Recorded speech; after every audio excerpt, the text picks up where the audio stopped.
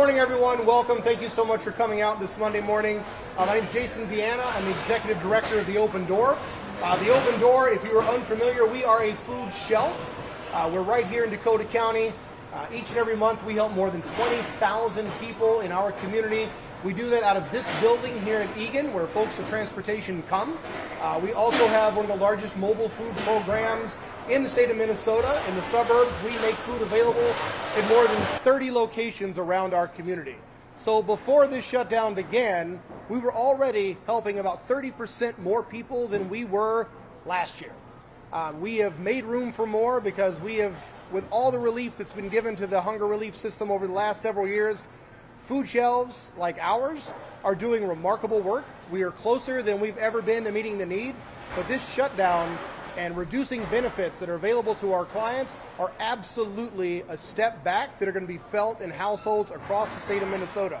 I will tell you that in our footprint, we have heard increased concern, anxiety from our families, and we are seeing more families than we've seen since 2020. If you aren't familiar with the difference in the Open Door, we are a food shelf. We work directly with the community. There are over 500 in the state of Minnesota. Food banks like Second Harvest and the Food Group help support our work directly. This is a time for anyone in our community that cares about our neighbors to take action. I will tell you that we are preparing to announce this week additional distributions to support around 500 extra families every week.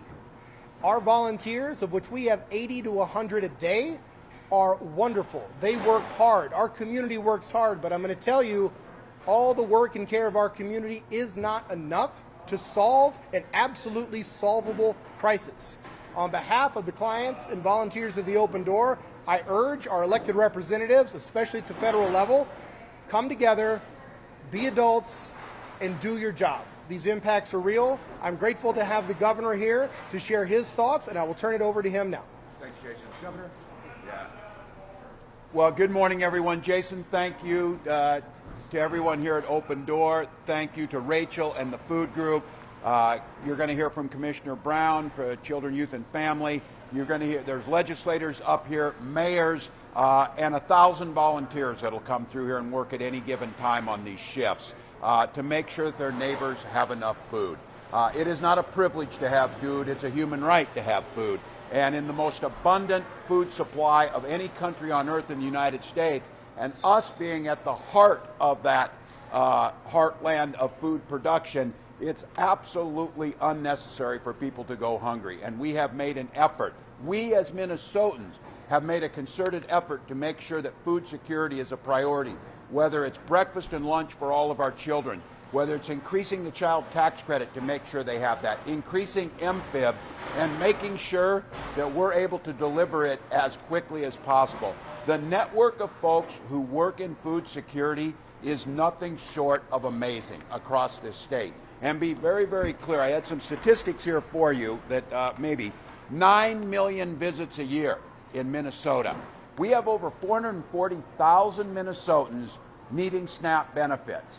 And just so those folks out there who want to get a Grinchy hard-on or something, 38% of them are children and 18% are seniors. And so just to be very clear, this is across every geographic aspect of Minnesota, in fact, disproportionately in greater Minnesota.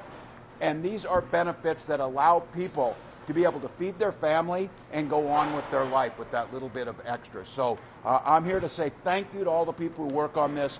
I'm here to say thank you for the folks who make this system work.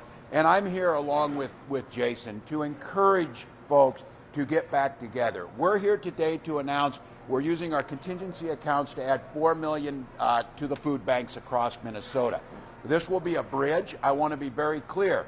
It will not make up and backfill everything that is going to drop off starting on Saturday. We do not have that capacity.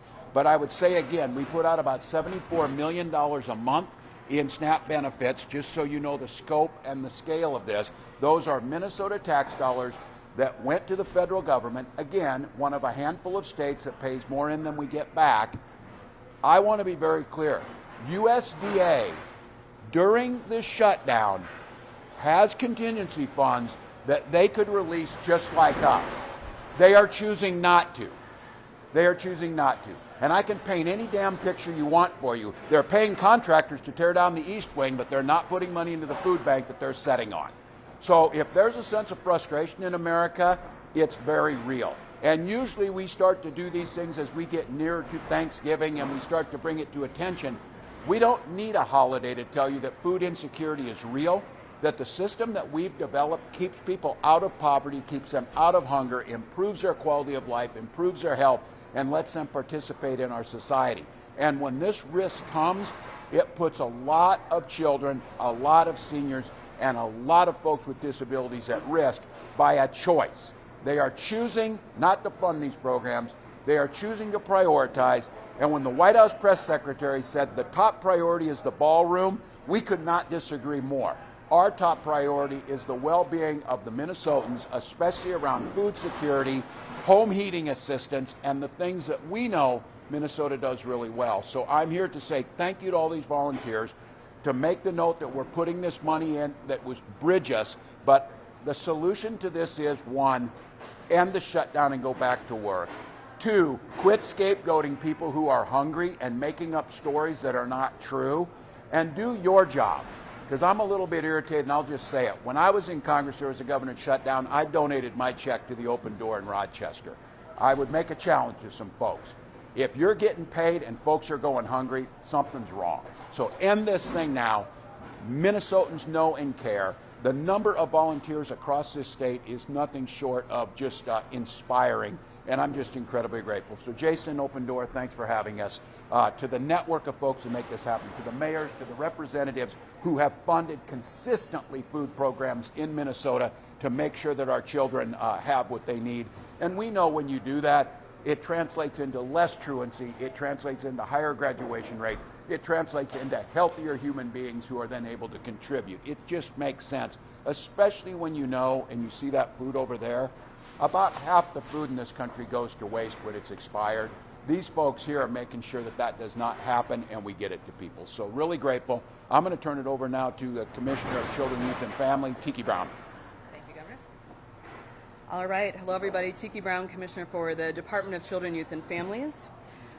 So for many Minnesotans, the $6 a day that they receive in SNAP is the difference between going hungry or just getting by.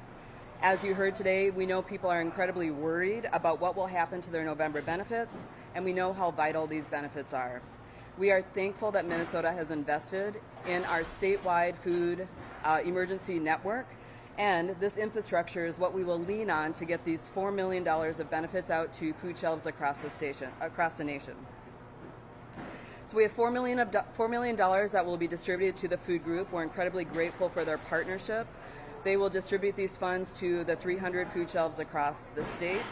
We will utilize the existing Minnesota Food Shelf Funding program that we have, which allows for the buying of nutritious foods and the use of these funding to be used for transportation from the food banks to the food shelves. We will also make sure that we are targeting to SNAP recipients and also attending to the many folks that people are seeing come to the food shelves. So there'll be a $5,000 base for every food shelf and tribal nation across the state, with additional funding that will be added for looking at our SNAP benefits, and then also just looking at the numbers of folks that people are seeing. So the federal shutdown and the Minnesota, we're calling it the Federal Shutdown Emergency Food Support Grant. We'll distribute this as quickly as possible. Our goal is to make sure that these benefits are in people's hands at the food shelf by the 4th, which is when Minnesota's food SNAP and MFID benefits would traditionally go out. So this is our goal, to get the food out as quickly as possible so that it is in the hands of those for the short-term gap for the vital need that is necessary in Minnesota. With that, I'll turn it back to the Governor. Thank you very much. No, thanks, Jim. And grateful, and I would say that both the nonprofits and to our partners across the state, both religious, non-religious, anybody out there trying to make sure that folks have enough to eat, a huge thank you. We're in this together. Be glad to take some questions. Governor, how far does $4 million actually? Yeah, I might have Jason. Yeah. $4 million helps. Remember that $4 million gets divided up amongst food shelves. So it'll absolutely be enough to help for a small period of time, but it won't make us whole for the impact of this shutdown, especially if it continues to linger. Governor, how much more could the state get, if the shutdown continues? Yeah, Tiki, you want to take that one? What was the question? How much more could the State. state give, Governor? How much more could they give? That's Tiki, that's more of a Tiki question. Yeah. So what we've done is we've looked at existing funding that we have and been able to redirect it. So we've taken some resources that we have available, which is $4 million. It's not enough to make up the gap of $73 million of federal funds that the state receives every day. But we continue to work with our partners. We know that folks are hosting food drives or hosting different counties have reached out to say, how can we readjust some of our existing funding? Again, this is a small stopgap for what we know is a really big gap that we have in the state. We did receive information from USDA on Friday and Saturday indicating that any funding that we would put into replacing SNAP benefits would not be reimbursed. So that does really change the calculation for Minnesota, and it does really emphasize the importance of utilizing our food shelves and our food bank system. That's a really important point. I'm going to bring that up. Not reimbursing us for doing this. It's our money. It's our money they're holding on to in D.C. It's our money that's at USDA. It's our money that people went through the legislature and appropriated it, and it's being held. And now when we're filling this in, they're not going to reimburse us for you. So just to be very clear, this has gone well beyond financial. This is not fiscal. This is a conscious choice to be cruel, and it simply makes no sense. And I think the question is getting at this. Are there other places where we can redirect money and try and get it there? I've asked our team, asked Commissioner Brown to do all she can, but again, this money's not fungible. It's in accounts for a reason. We're managing it the best we can, but it will not be enough. I will say that. It will not be enough.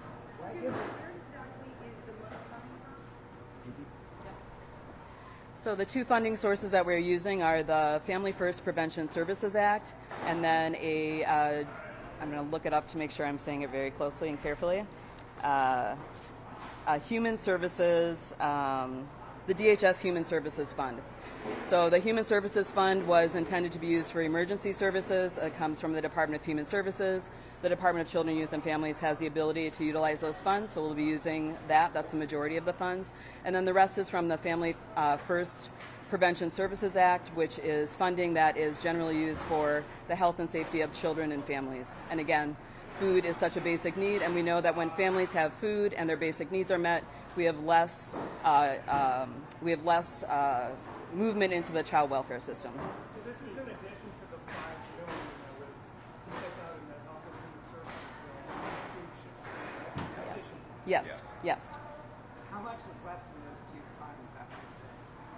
So the DHS fund will be completely empty after we move it over, and then the Family First Prevention Services Act does have some additional funding. We receive about $4 million per year from the legislature to pay for a variety of items in that space. Many of that we have focused on an RFP and some work that we're doing with our county and tribal partners. Governors, offsetting the shutdown, the kind of thing that you look into happening with the rainy day fund for, or is that untouched? Yeah, it is untouched. It's a little harder, and those obviously for fiscal responsibility purposes, the legislature has dedicated those. I think the one thing is that this idea of where the legislature appropriates, the money is put in, we need to follow that accordingly. This legislature has been really great about making sure there is some fungibility, some flexibility, but probably not the rainy day fund without going back to the legislature, which at some point, how long this continues, it's day 27. Doesn't appear like there's any sense of urgency out of the folks in D.C. As this continues to go on, it will become much more of a crisis. And it may not feel like a crisis to some folks if you're not depending on all these different services, but it will eventually all start to come home. So we'll see how long this goes on, but it would be one where we would go back to our legislative partners and try and get some assistance. Governor, to that point, what capacity does the state have to help out if this drags on, say, for another month? Yeah, it becomes harder. The ability of the state, the question to be able to backfill in a shutdown, becomes harder and harder because we don't get our reimbursements. And then the decision that you heard Commissioner Brown say is we go ahead and give it. We have to be very cautious about once we spend it, there's no reimbursement coming back from the federal government, because our responsibility to balance the budget and be accountable for that. So the states can do, and Minnesota, as I think we all know, probably the most generous of the states, we've got some ability to protect our people. But I think some of you saw it today, the LIHEAP, the heating assistance, doesn't apply to propane users, doesn't apply for some of our heating oil users. So those folks are going to be left out there with no heating assistance coming, and they're not protected by the no shutoff rule. So we're concerned about that, trying to figure it out. But I think the biggest thing is we have a federal system that we're all in it together, that we help other states when they need it, but we have a situation where they are trying to divide us amongst ourselves. They're trying to provide specific aid to states that they like at the moment, which is absolutely unconscionable. We would, and the state of Minnesota would do whatever we could to help folks, whether they're in Texas or whether they're in Iowa or whether they're in Massachusetts. States being left on their own is an untenable situation. Either that or give us our money back. Give us our federal money back and we'll deal with it. Is there a point in this shutdown? Congress to get back to work. Yes. Does that include Democrats, and do you think it's time for them to compromise to reopen their government? Republicans have the presidency, Republicans have the Senate, and Republicans have the House of Representatives. President Trump has said if there's ever a shutdown, it belongs to the president. So no, I'm not going to take the frame on this. The Democrats are there making sure when they open up, they don't give tax cuts to the wealthiest or build a damn ballroom, that they don't cut the subsidies, the enhanced subsidies to the ACA, that you already saw what would happen to a family making $80,000 a year. So the responsibility is amongst the Republicans to recognize that the American people are not with them on this issue. They're not with them on the cuts. And Democrats have said all along, we would be glad to come back, but you need to make sure you're protecting the subsidies around the ACA, because that's where the vast majority of Americans want. So this is not a both sidesism. This is owned by the Republicans. It is owned by their ability to want to have anything their way. They've got a president that is pulling money back that was appropriated by the legislature, which these legislators, I know, I'm glad they are, would be horrified by that idea, giving up their authority as an independent branch. So I know Democrats are ready to go. I know they're ready to come back and do this. They're ready to come back and protect things that had passed the legislature. They are not willing to come back and let an authoritarian president do whatever he wants. The people are going to be lined up out here to get food, and we're talking about a damn ballroom. Don't lose the plot. Don't lose the plot of what's going on here. Is there a point in this shutdown? Sure. Is there a point in this shutdown where you would call a special session of the legislature to deal with the impacts that are happening in Minnesota right now? Well, and we said that early last year, that if that happened or if things came to that or what was going to happen because of the tariffs, I think it's always a possibility, but I think all of us are witnessing on something that is overwhelmingly supported by the public. We can't get the Republican legislators to agree to come back and have an honest debate around gun violence. So I think this one would be even more difficult maybe to have them come back and have a debate about a federal government that has left states short and we need to do some help. But I think you have to leave it open, because I am deeply concerned that the most vulnerable amongst us, as it always is, are going to feel this first. And they're going to feel it starting Saturday. How long do you think Democrats should hold on to the ACA? As long as it takes, because the public's not with them. The public's not with the Republicans on this. They created this. This is a totally man-made catastrophe. And to give in now, so we have a shutdown, we lose all our funding, and we had a 56% increase to people's health care because they decided this. I remind everyone, it was on that escalator in 2015 that Donald Trump said health care is easy and I will fix it on day one. Where's the plan?